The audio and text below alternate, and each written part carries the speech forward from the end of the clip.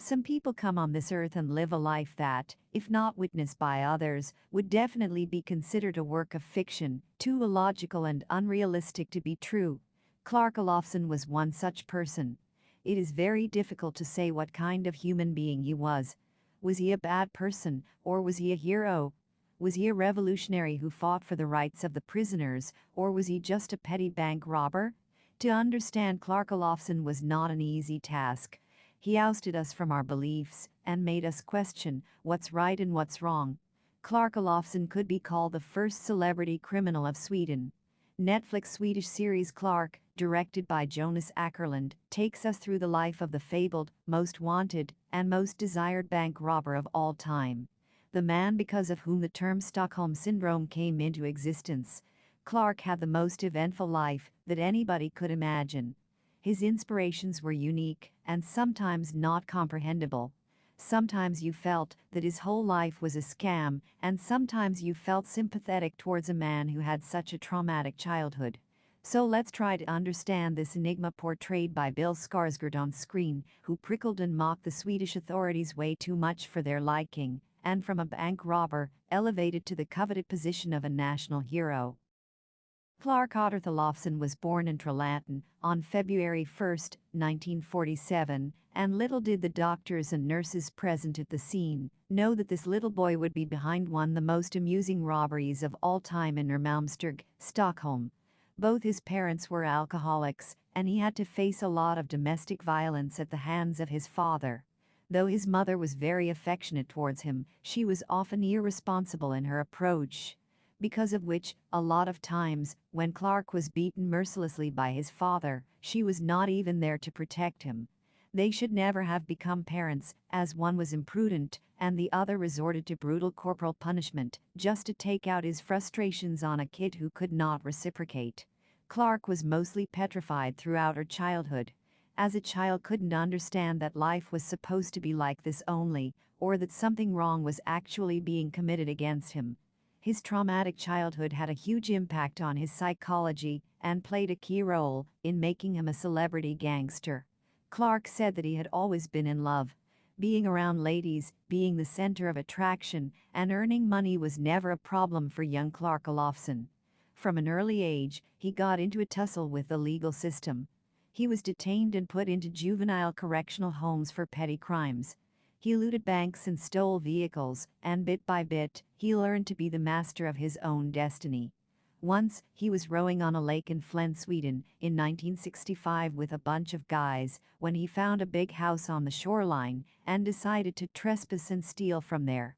They realized that the place named Harpsund was owned by Tage Erlander, the Prime Minister of Sweden. There was a kind of epiphany that Clark had at that moment. He knew he was going to do something great in his life. Clark's destiny and the politics of the nation were intertwined in such a manner that it was inseparable. The political landscape had an impact on his activities and vice versa. Clark met with an accident, and the doctor almost pronounced him dead when he magically came back to life once again. The event was a metaphor for his whole life, actually, as whenever people, politicians, and friends thought that they had seen the last of him, he sprung back into action, surprising them. In 1966, he went to Olofsson Youth Detention Center and escaped once again before serving his full sentence of 18 months. During that period, he met Madhu and her mother, Liz. Clark shared an intimate relationship with both the ladies. He falsely told them that he was studying at Harvard and made them believe that he belonged to an affluent family. He stayed with them for a few days and then left, stealing whatever he could. His friend, Gunnar, with whom he was planning a bank heist, killed a police officer, and that's when Tommy Lindstrom came into the picture for the very first time in Clark's life. Tommy became obsessed with Clark, and it became his life mission to put him behind bars. Clark was always a step ahead, and Tommy had to face a lot of embarrassing situations because of him. Gunnar was caught by Tommy, and through him, he came to know that Clark would be going to meet Madhu. Clark was caught when he went to meet Madhu and accidentally shot a police officer in the woods. Clark was charged with many things but was acquitted in the case where Gunnar killed the police officer. He became a sensation because of his good looks and charming personality. His journey to becoming the most sensationalized and wanted criminal of all time had just begun. There was a thing about Clark Olofsson. He was extremely individualistic in his approach. He was not only a narcissist, but a selfish person. He fell in love with a lot of women and had relationships with them, but he didn't even flinch once before abandoning or cheating on them. Clark's happiness was not dependent on anyone else, and he was the master of the rooster when it came to his life. Clark asked Madhu in 1969 to marry him when he was in prison and got a day's release for the same. But guess what? He abandoned Madhu and left for a vacation. He was caught once again by Tommy and brought to Stockholm maximum security prison. He met Maria in prison, who had come to perform a play for the prison. Maria had staunch political ideologies and inclinations and wanted to bring about a change in the system.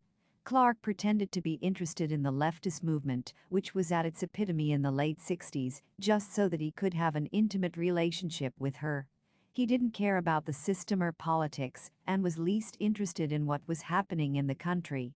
But he bluffed to be this anarchist who was not only interested in knowing what was happening in the political landscape of the country, but one who wanted to wage a war against the oppressive measures taken by a capitalistic society.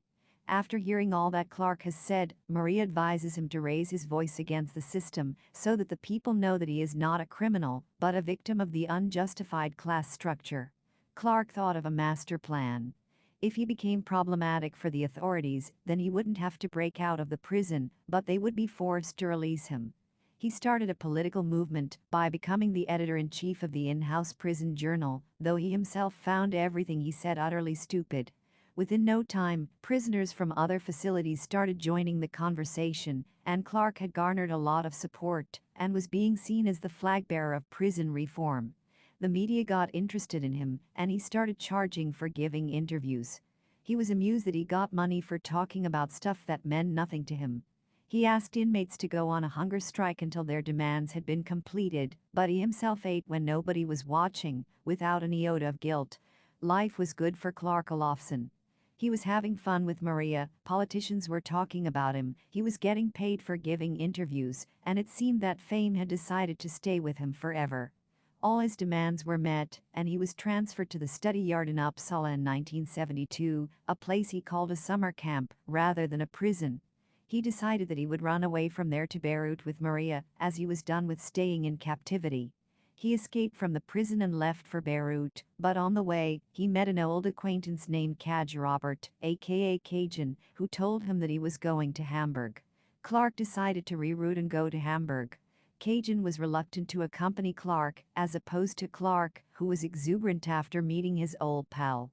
Cajun knew that being with Clark meant trouble. He was a dominant personality who didn't listen to anybody. They reached Hamburg, where Clark Olofsson gave an interview to Kvällsöppet, a media house, to let the world know that he is not an absconding criminal, but a social reformer, though in reality he didn't mean anything he said. They spent all their money and later decided to rob a bank. Tommy Lindstrom got a hold of Cajun, who told him that Clark had gone to Beirut and not Beirut. It was a comedy of errors, and instead of finding him in Lebanon, Tommy launched a search mission for him in India, while Clark started his new life in Beirut. Clark Olofsson moved to Beirut and partnered with a local named Osman to smuggle hash, hidden in oranges, to Sweden.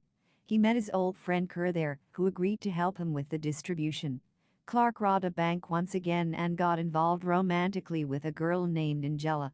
All this time, Maria had believed that Clark was now a changed man, but obviously, it was not so, and he had no intention of mending his ways in the future either. He was sentenced to 6 years in prison, and Maria was devastated by the news. Clark met a man named Jane Olsen in prison, with whom he was later involved in the Norrmalmstorg robbery, who was somewhat a fan of Clark's reputation. He wanted to be like him and become a celebrity gangster. He heard all his stories and took notes. Clark planned to break free from the prison, and Jane Olsen volunteered to help him, but their plan failed. Maria comes to meet Clark in prison and tells him how disappointed she is in him. Clark promises to be a better human being and persuades her to stay. For a moment, you believe that he actually feels something for Maria. But the feeling quickly dissipates when Angela comes and visits him as soon as Maria leaves and tells him that she is pregnant with his baby. Clark never hesitated to cheat on anybody, and he never felt guilty about breaking the trust of his loved. What led to the inception of Stockholm Syndrome? On August 23, 1973, Tommy Lindstrom paid a surprise visit to Clark in prison. He was being taken somewhere, and he didn't understand what was happening. A guy had entered the credit bank in Malmsteg, Stockholm, and had demanded to meet Clark Olofsson. He had taken 3 people as hostages, though later it was known that there were 4 hostages, and the police were misinformed, so the police had no other option than to bring Clark to the scene and agree to the demands of the robber. The terrorist inside the bank was none other than Jane Olsen, who had promised Clark to get him out of jail. Clark went inside, and the world witnessed a situation that they had never seen or heard of before. Clark Olofsson wanted to conspire with Olsen to steal all the money. But he also wanted to become a national hero. People who were there to witness the scene never came to know that what Clark did was intentional or it was just a fluke. He made the hostages believe that they were not under any threat. He arranged good food for them and even wooed a hostage named Kristen Enmark. He made them believe that the actual villains were the police authorities and not him. At the same time, he played with the police too, telling them that Olsen was a dangerous criminal and that the hostages would be in grave peril if his demands were not met. Kristen, the hostage, also talked to Olof Palme, the Prime Minister of Sweden, and told him how Clark was trying to save them from the threat of the police authorities, whom they considered a hostile force. The police eventually broke in after 6 days, but Clark got what he wanted. The media and the people crowned him as a national hero as no hostages had died. The nature of events led to the inception of the term Stockholm Syndrome. He also stole a huge amount of money, and just when he thought that it was the best day of his life, he was given the news that his father had passed away. It brought back all those memories of childhood where he was abused, beaten, and tortured. He had traveled the world, had the time of his life, got whatever he wanted, and he was even considered a national hero by many, but those instances still haunted him, and the flashes kept coming back each night. Clark had realized that the trauma, the nightmares and the memories had become an intrinsic part of his life, and he had no option other than living with it. Why didn't Sussi Korsner publish Olofsson's biography? Maria's mother was directing a play called Dandelion Children, and she wanted Clark to act in it. She thought that with his life experiences, he could bring about a much-needed realism. Clark agrees to play it, but on the day of the show runs away from the scene and also takes Maria with him. He brainwashed her by telling her that he wanted to be a part of a real revolution, which theater could only aspire to bring, but according to him, it was delusional to think that something of that sort could happen. They left for Copenhagen, where Clark met Kerr, his old pal, who took them to a hippie settlement in a place called Christiania. The hippies staying there wanted to start a revolution, but didn't have the resources to do so. They told Clark to rob a bank and help them. Clark got an excuse to do what he liked the most in the world. It was easy money for him. He stole a huge amount and gave a negligible amount to the people he was staying with. He and Kerr escaped the scene, but Maria's trust was broken forever. She stayed back, and the police caught her. Maria had left her family and fought with them for Clark. She believed that one day he would live up to the title of national hero, but he didn't. She understood that there was no point in talking to him because he would again lie to her and break her trust. Kerr and Clark embarked on an adventure of a lifetime. They stole a boat and sailed all across the world. Finally, they arrived in Ostend, Belgium. Clark decided to part ways from there. Kerr begged to accompany him, but Clark had made up his mind, and emotional attachment was a concept alien to Clark. On a train to Brussels, Clark met Marijke Demmink, who was going to be his future wife. They hit it off instantly and started living together. Clark knew that eventually he had to arrange for some money to support their lifestyle. So Clark reached Gothenburg, Sweden, to do what he did best, rob a bank. He voluntarily gave himself in after the heist, hiding a huge chunk of money beforehand. Clark had a theory that sometimes you need to be caught, and then only you can get your freedom. He went to the prison, and just when his sentence was about to get over, he stabbed a man while out on a day's release, and was sentenced to 2 years more. He served his full sentence and also met Sussi Korsner in the prison, who was writing a book on him and frequently interviewed the fabled robber to understand him better. After his release, Clark Olofsson left for Belgium and stayed there with his wife and son. But he continued his illegal activities and was once again caught for being involved in drug trafficking. The judge sentenced him to 10 years. The people who knew him were utterly disappointed in him, even Tommy, who had chased him his whole life, in a hope that one day he would see some change in Clark Olofsson. They had given up, just like Sussi Korsner, who had decided that she wouldn't publish the book that she had been writing about Clark. Time and again, life had given Clark Olofsson the opportunity to mend his ways and follow the right path. But he had just disappointed people, broken their trust, abandoned his own kin, and used everybody who came his way.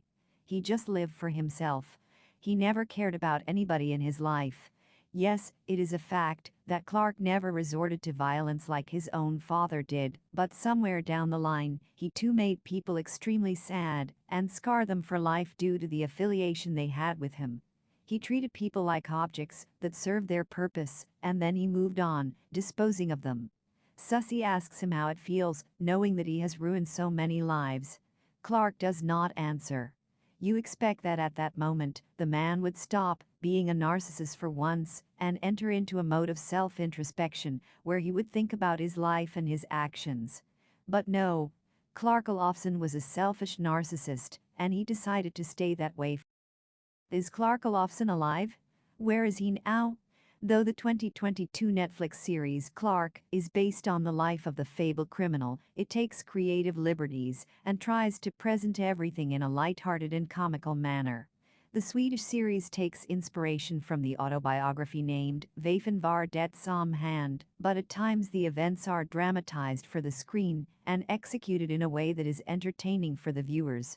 For example, when Clark Olofsson sailed in a boat with Kerr and landed in Belgium, the intricacies of the journey might not be the same as the reality. Even during the Norrmalmstorg robbery in Stockholm, fear and chaos enveloped the whole city, but the makers have shown it in a very different tinge. A lot of times what we see on the screen might not be a replica of the true facts, as it is a perception of the third person who in all likelihood was not there to witness everything firsthand. Jonas Ackerlund has resorted to a stylized approach, but has kept the essence of the narrative intact. Clark Olofsson was indeed somebody who didn't care about anybody else other than himself. After being caught for drug smuggling, as told in the series, Clark was once again convicted in 2008 for running a drug cartel. He served the sentence and got out in 2018. Though he went to Sweden after his release, latest reports have said that the infamous robber now resides in Belgium.